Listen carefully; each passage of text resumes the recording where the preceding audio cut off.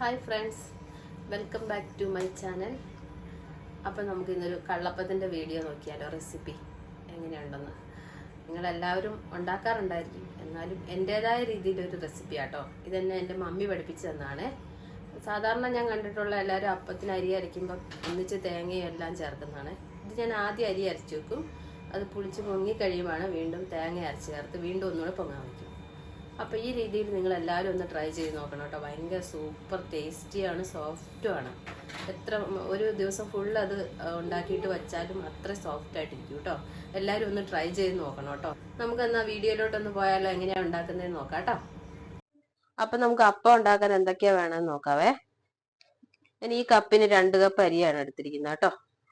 ഇത് 2 കപ്പ് അരി വെള്ളത്തിലിട്ട് കുതിർത്താണ്. 3 മണിക്കൂർ വെള്ളത്തിലിട്ടായിരുന്നു കേട്ടോ.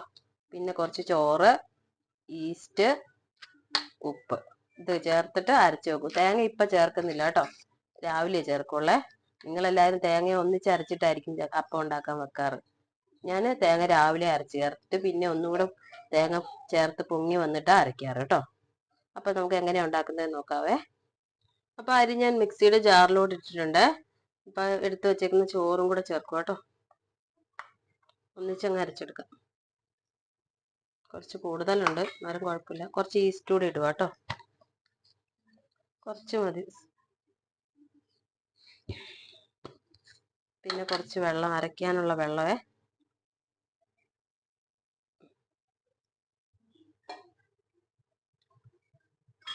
ഉപ്പ് നമുക്ക് കുറച്ച് ചേർത്ത് വെക്കാം. പിന്നെ ലാസ്റ്റ് കലക്കി അരച്ച് കഴിയുമ്പോൾ പോരെങ്കിൽ ഒരു ചൂട് ചേർത്താൽ മതി കേട്ടോ. ഇനി ഞാനിത് അരച്ചെടുത്തോണ്ട് വരാം കേട്ടോ. അപ്പൊ ഇത് ഞാൻ അരച്ചെടുത്തിട്ടുണ്ട്. ഇനി ഇത് നമുക്ക് പുളിക്കാൻ വെക്കണം 8 മണിക്കൂർ. എന്നിട്ട് രാവിലെ തേങ്ങ അരച്ച് ചേർത്തിട്ടാണ് ഉണ്ടാക്കുന്നത്. ഇപ്പൊ ഉപ്പും എല്ലാം ചേർത്തിട്ടുണ്ട്. രാവിലെ തേങ്ങ അരച്ച് ചേർക്കണം, തേങ്ങയും ജീരകവും കൂടെ കേട്ടോ. അപ്പൊ രാവിലെ നോക്കാം. അപ്പോൾ അത് ഞാൻ ഇന്നലെ അരച്ച് വെച്ച മാവൊക്കെ നല്ലപോലെ പൊങ്ങി വന്നിട്ടുണ്ട് കേട്ടോ. ഇത് നമുക്ക് തേങ്ങയും ജീരകവും കൂടെ അരച്ച് ചേർക്കണേ. ഇത് തേങ്ങയും ജീരകവും കൂടെ അരച്ച് ചേർത്ത് കഴിഞ്ഞിട്ട് ഒന്നും കൂടെ പൊങ്ങി വരണം, എന്നാലാണ് ശരിക്കും നല്ല സോഫ്റ്റ് ആൻഡ് ടേസ്റ്റി ആയിട്ടിരിക്കുള്ളൂ. അത് വൈകുന്നേരം വരെ ചുട്ടിട്ട് വൈകുന്നേരം വരെ വെച്ചാൽ പോലും അതിന് നല്ല സോഫ്റ്റ് ഉണ്ടാവും. ശരിക്കും ഇതെന്നെ പഠിപ്പിച്ചു തന്നെ എൻ്റെ മമ്മിയാണേ. മമ്മി ഇങ്ങനെ ചെയ്യുന്ന കണ്ടിട്ടാണ് ഞാനിങ്ങനെ ചെയ്തത്. പക്ഷെ എത്ര നന്നായിട്ട് നമ്മൾ ഉണ്ടാക്കിയാലും ഞാൻ മമ്മി ഉണ്ടാക്കുന്ന ആ ടേസ്റ്റിലേക്ക് ഒരിക്കലും വരാറില്ല. അതെന്താണെന്ന് അറിയത്തില്ല, മമ്മിയുടേതിന് വേറൊരു ഭയങ്കര ടേസ്റ്റാണ്. പിന്നെ നമ്മുടെ ഇവിടുത്തെ തേങ്ങയുടെ ആയിരിക്കും. തേങ്ങ നമ്മുടെ നാട്ടിലെ തേങ്ങ അല്ലല്ലോ, മലേഷ്യൻ തേങ്ങ ആയതുകൊണ്ട് അത്ര ടേസ്റ്റൊന്നുമില്ല. അപ്പം ഞാനിത് തേങ്ങ അരച്ച് ചേർക്കാവേ, എന്നിട്ട് നോക്കാം. ഞാനൊരു തേങ്ങയാട്ടോ എടുക്കുന്നത്.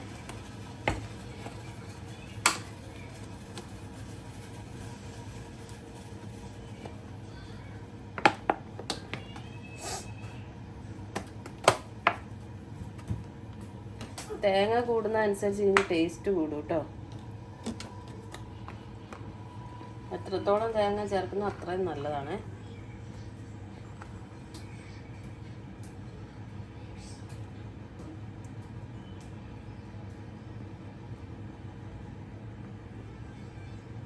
അപ്പോൾ ഇത് തേങ്ങ ഞാൻ ഇട്ടിട്ടുണ്ട്. കുറച്ച് ജീരകവും കൂടി ഇടുക കേട്ടോ, കുറച്ച് മതി. എന്നിട്ട് ഞാൻ അരച്ചെടുത്തോണ്ട് വരാവേ. അപ്പോൾ ഇത് തേങ്ങ ഞാൻ നല്ലപോലെ അരച്ചെടുത്തോണ്ട് വന്നിട്ടുണ്ട് കേട്ടോ. നല്ലപോലെ വെണ്ണ പോലെ അരയണേ. ഇതൊരു തേങ്ങയുണ്ട് കേട്ടോ. അപ്പം ഞാനിതിലേക്ക് ചേർക്കുവാണേ. എല്ലാവരും തേങ്ങ അരി അരയ്ക്കുന്ന കൂട്ടത്തിലല്ലേ അരച്ച് ചേർക്കുന്നത്. ഞാൻ ഇങ്ങനെയാണ് ചേർക്കുന്നത് കേട്ടോ. അരി അരച്ചത് പുളിച്ച് പൊങ്ങിയിട്ട് പിന്നെ തേങ്ങ അരച്ച് ചേർക്കുന്നത്. ഇനി ഇതൊന്നും കൂടെ വെച്ചിട്ട് ഇത് തേങ്ങ ചേർത്ത് ഒന്നും കൂടെ പൊങ്ങി വരണേ. എന്നിട്ട് ചുടുമ്പോഴാണ് നല്ല സോഫ്റ്റ് ആയിരിക്കും. പിന്നെ എത്ര നേരം കഴിഞ്ഞാലും ആ സോഫ്റ്റ്നെസ് പോകത്തില്ല അപ്പം ചുട്ട് വെച്ചാലും. അപ്പോൾ ഈ രീതിയിലൊന്ന് കള്ളപ്പം ഉണ്ടാക്കാൻ ട്രൈ ചെയ്യണേ. കള്ളം ഉണ്ടായിരുന്നെങ്കിൽ കുറച്ചുകൂടെ നല്ലതായിരുന്നു കേട്ടോ, ഈസ്റ്റിനേക്കാളും.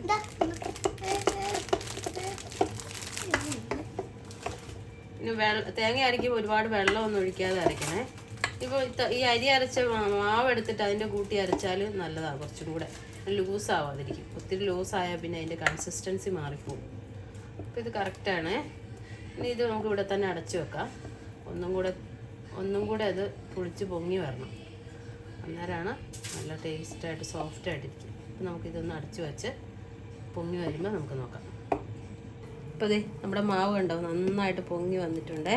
അപ്പോൾ നമുക്കിതൊന്ന് ചുട്ട് നോക്കാവേ.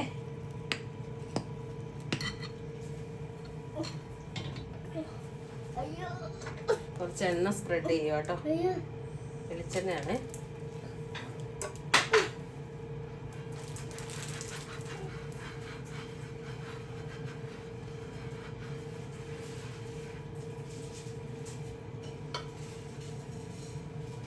കുറച്ചിങ്ങനെ ഞാൻ ഇരുമ്പിൻ്റെ ദോശക്കല്ലിലാട്ടോ ഉണ്ടാക്കുന്നത്.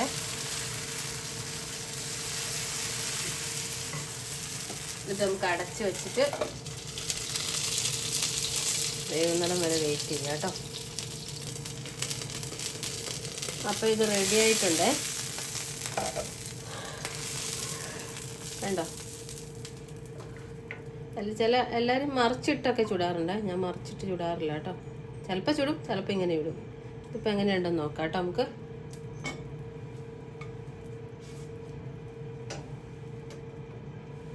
കണ്ടോ നല്ല സോഫ്റ്റ് ആയിട്ടില്ലേ.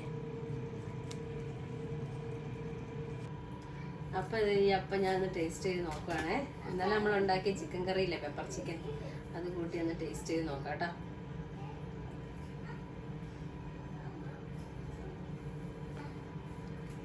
എല്ലാവരും ഒന്ന് ട്രൈ ചെയ്ത് നോക്കണം കേട്ടോ. നല്ല സോഫ്റ്റ് ആയിട്ടുണ്ടേ. സൂപ്പർ അപ്പം കേട്ടോ. എല്ലാവരും ട്രൈ ചെയ്ത് നോക്കണേ. അപ്പോൾ ഓക്കെ.